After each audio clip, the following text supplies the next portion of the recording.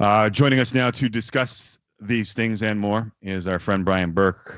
Brian, thank you for being patient while we meandered through some of the tweets that we had and some of our opinions on the tweets.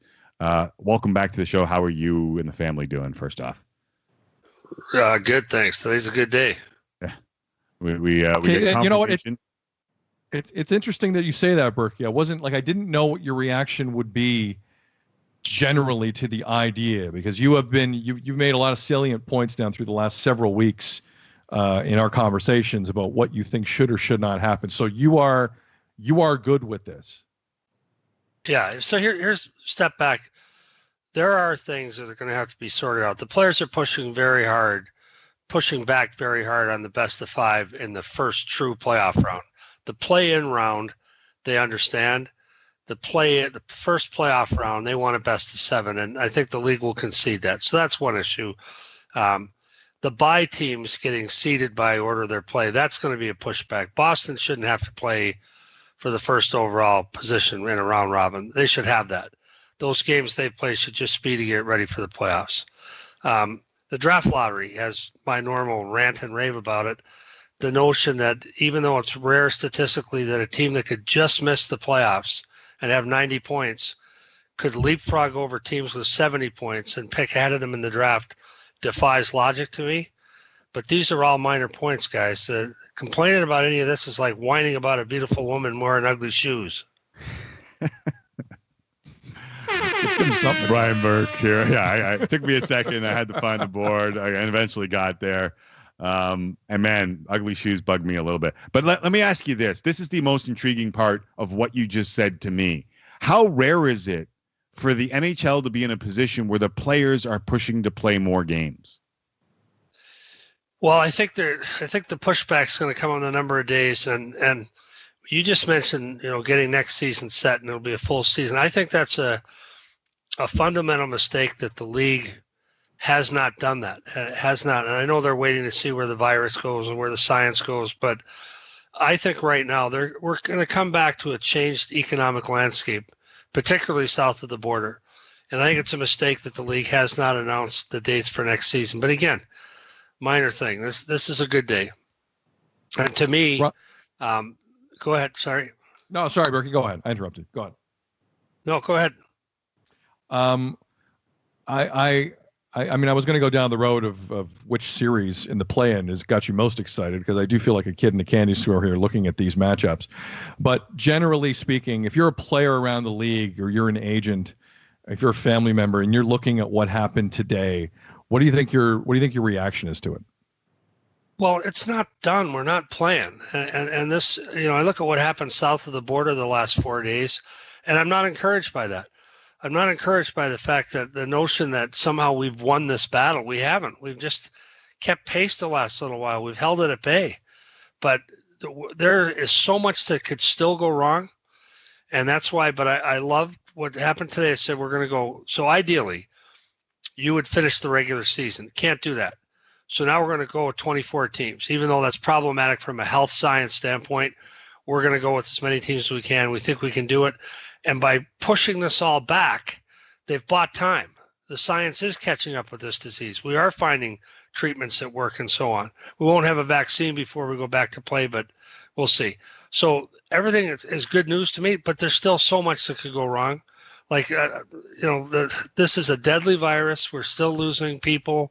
It's still grappling around the world. I don't know what we're going to do with the Swedish players when they come back. They weren't in lockdown.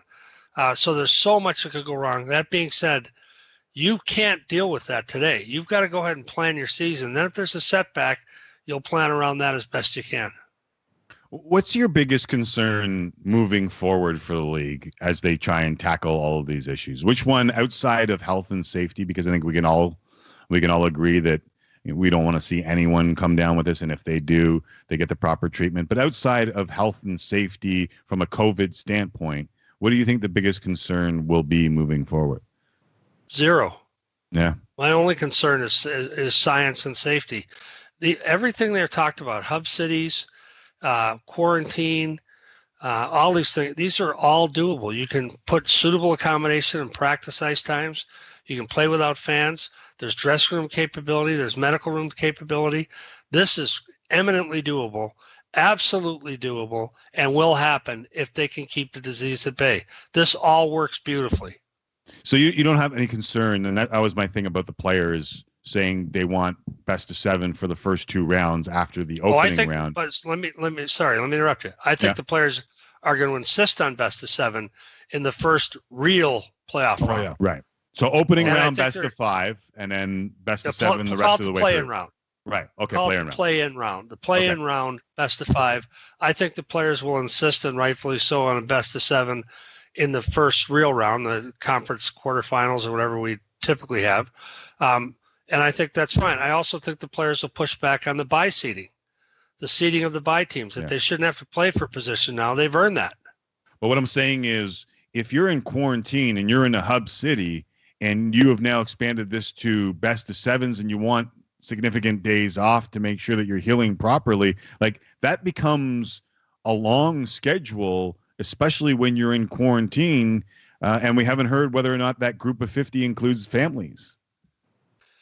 Well, let me give you some math here, because this is the greatest myth of the playoffs that I've heard the last couple months. Okay. And I don't know why more people aren't focused on this. They all just had 10 weeks on schedule with their families. Did they not? Yes. Have they not been locked down with the rest of us? I've had players tell me they can't wait to get out of lockdown and go play. But no, so say training camp's 14 days. They're saying it'd be 3 or 4 weeks. I don't think it will be. Let's say it's 14 days. 7 teams miss the playoffs. We're not even talking about them. After they play the initial best of 5 play-in, 8 more teams are out. That will take 10 days maximum. Those guys will have invested 24 days. And at that point, the 7 teams that missed and the 8 teams that were eliminated in the play-in round are all out. They've spent 24 days. The best of 7 will take at most 14 days. Or 15 days for the next round. And then 8 more teams are out. So after roughly 38 days, 23 teams are out. What's the hardship? Good Lord. Pay attention. Ryan Burke laying it down. It's not like they're all going to play for – it's not like they keep playing. I checked the other day because I didn't want to get this wrong on TV. Yeah, check it. Yep. The night we played and beat Ottawa in the Stanley Cup Championship, we were the only 2 teams playing. I promise you that. Right. And how many teams win the cup? Pretty sure it's 1 still. Okay, 1 still confirmed. Right. Brian Brian, Burke play in the final. Here's the operative thing. After 38 days, folks, 23 teams are watching on TV. And the remaining teams, the remaining 8, they're not complaining about anything because now you're down to 3 rounds. You got to win and then you get a piece of jewelry. Brian Burke on Fuego. Here on this special Tuesday edition of Tim and Sid on Sportsnet, the Sportsnet radio network. Berkey, the one thing I didn't expect to hear from the league today was a list of hub cities still in play. Of the 8 cities you saw, and they want to go to 2, if Brian Burke were the be-all and end-all here from a decision-making standpoint, and I know there's a lot of factors in this, what 2 cities do you think should not host in these games? Well, I won't.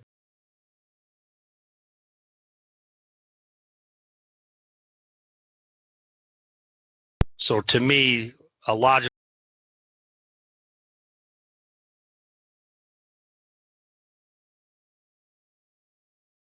Montreal and then Vegas, or Columbus in the east and Edmonton in the west, or Vancouver. There's lots of choices. There's lots of good buildings with NHL amenities, with hotels adjacent to the building. I mean, if we're in Toronto, you could walk to the Delta, you could walk to the Royal York. All kinds of spots. You could actually not even put these guys on a bus. They could walk if you had the right, like a tunnel. Like in the Olympics, we were never exposed to anyone in the public. We went from our dressing room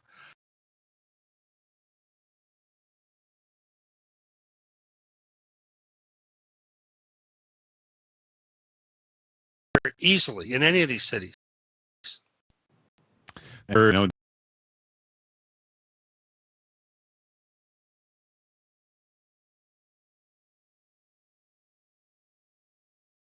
Getting too excited here.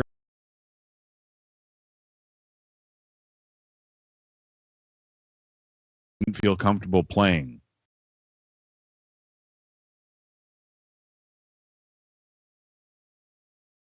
how many things could get in the way of this actual start date that is yet to be determined? Well, that's the ugly shoes. I mean, in my mind, yes, I said that 5 minutes ago. We are a long way from dropping the puck. And Devin Dubnyk is a thoughtful guy, and that was a thoughtful interview. Mm-hmm. But the fact of the matter is there will be players. There's some soccer player in England who said, my 5-month-old son has a lung condition. I'm not playing. And guess what? We can't force that guy to play. No. Or elderly parents that live with him with a heart condition. We can't force that player to play. And Devin Dubnyk's right. This is not over. But I will tell you why it's going to be over, in my view, is all of these objections, you've got to weigh them against the alternative, which is a desert wasteland. Hundreds of millions of dollars of lost revenue. Yeah. And lots of players, when their focus turns to that, are going to be like, we better play. And this is not saying that Devin's not making good points, because he is. And there will be players that will not play. But what is your alternative? The damage that's been done to the industry is already in the hundreds of millions of dollars, in my view. What is your alternative if we don't play at all? And it's not for the money. Like the money, the television revenue, whatever, those contracts are locked in. And there won't be fans. So we're not playing for the money. We're playing to salvage next season and keep people interested in this game. And that's why we've got to get next season locked in as soon as we can. But this isn't about money from this year. That money's gone. This is about how much economic damage has been done to our game, especially south of the border. Unemployment rates in some of those states are 25%. Yeah. You think they're buying hockey tickets? Give your head a shake. It will be a different landscape. No doubt about it. It will be a very different landscape. Brian Burke here on Tim and Sid. Burke, I was reading Phase 2. NHL released it yesterday in terms of smaller 6-player workouts, keeping it to that, consistent testing. And the league are pretty, on the back end of that document yesterday, the 29 pages, they were pretty adamant that they're gonna punish teams who start to cheat here, whether it's fines, whether it's draft picks. They clearly know there may be some teams who bend the rules here. Is that a threat league wide in terms of the competitive balance when Phase 2 begins, hopefully sometime next month? Like, do you think some teams would bend some rules to try and get some more workouts in, some more continuity to try and get guys up to speed? Not a chance. All right. Of course they will. That's why they have that no goalie coach on the ice. They have in that document, which is very thorough, by the way. I was impressed. Yeah, well, I wish I could say I had helped draft that. They've got in there that the goalie coaches can go on the ice, but not the team goalie coach. So these guys, most of them have their own guy that works with them in the summer. He can go on the ice with them, but the goalie coach can't. You know why? Because they don't want team personnel on the ice. The union has a deep and abiding mistrust of that, because that turns a voluntary workout into an involuntary workout. It's a long-standing tradition with the union, and I think they've got just cause. They don't want team personnel on the ice because every other time a team's been allowed to do it, it turns into a full practice. So, yes, I hope the league punishes them. The league has promised to punish teams a lot in the past, and it hasn't materialized, but I hope they do. Brian Burke joining us here on Tim and Sid. He of many GM roles, now Sportsnet role, Insider Hockey Night in Canada. I know a lot of folks are tired of the ins and outs of the CBA, how we're coming back, all these things. Now that we know the way the 24 team format will play out, is there one series that jumps out at you the most? Sid and I were talking about how tough it would be to draw Carey Price in the first round and a well-rested Carey Price in the first round. I know there are a lot of people in Edmonton lamenting the fact that they've got to face the heart of a champion a couple of times over in the Chicago Blackhawks. Which one of those matchups, and you don't have to pick one of the ones that I named, but which one of those matchups intrigues you the most? Which one of those matchups are you most looking forward to? Well, Corey Crawford and Carey Price, they have clearly the ability to upset a team in a short series. That's the best of 5 is deadly if one goaltender's hot. But the 2 best goaltenders in the league for me this year, the first half was Darcy Kemper. So I'm very interested in that series because he's back healthy now. The second half was Connor Hellebuyck. So I'm very intrigued by Calgary and Winnipeg, and I like Canadian series anyway. But in any one of these series, imagine you get outplayed badly in game one and you win because your goaltender stands on his head, which has happened over the years many, many times. Now you only got to win 2 more, and it looks easy. You're like, man, we can do this. No home ice advantage. You get the last change, that's it, but no crowd screaming that'll take the other team out of it. Now you steal that first one, and the other team's going to have nightmares. So I'm intrigued by all of them with good goaltenders, and most of these teams have good goaltenders. The one I'm also intrigued by Toronto and Columbus because Columbus just last year in the first round were just relentless, and they roll 4, they forecheck with 2 guys. They're impossible work ethic, and I think Toronto's got their hands full there. And I like Toronto very much, so we'll see where that one goes. How much can you depend on what happened previously here, Burke? This is the one conversation Tim and I think a lot of fans are going to have over the next couple of months as we kind of stroll forward in this process. What does March 11th mean in August? What can you pull from that stretch to the late summer to give us some context on what might happen here? Well, I think if you were on a run, if you were like the New York Rangers or Minnesota, or Vegas, who I thought was playing better, if you're on a bit of a run, if your team was really reaching out and making a run, that's what you're going to stress to your players. Guys, we just got to continue what was happening. If your team was flatlining when the pause came, then you're telling these guys, forget it. We were banged up. We had tough road trip conditions, whatever it was, but you're going to build off that. But in the playoffs, I'm not a big believer in momentum in the playoffs. I think that in most series, the teams reset themselves after each game. And the coaches talk these guys in off the ledge. So you get beat 7-0. Okay, we're down 1-0. We win this game, we're back to 1-1. So I don't think there's a lot of momentum in the play. There are very rare exceptions. There are teams that get on heaters that it's so obvious they're going to win. But in general, you look at this the history of playoff hockey, and often it's one step forward, one step back. So to me, if my team was on a roll at the pause, I would stress that to the players, like Minnesota was. But otherwise, I'd be like, boys, we're starting from scratch.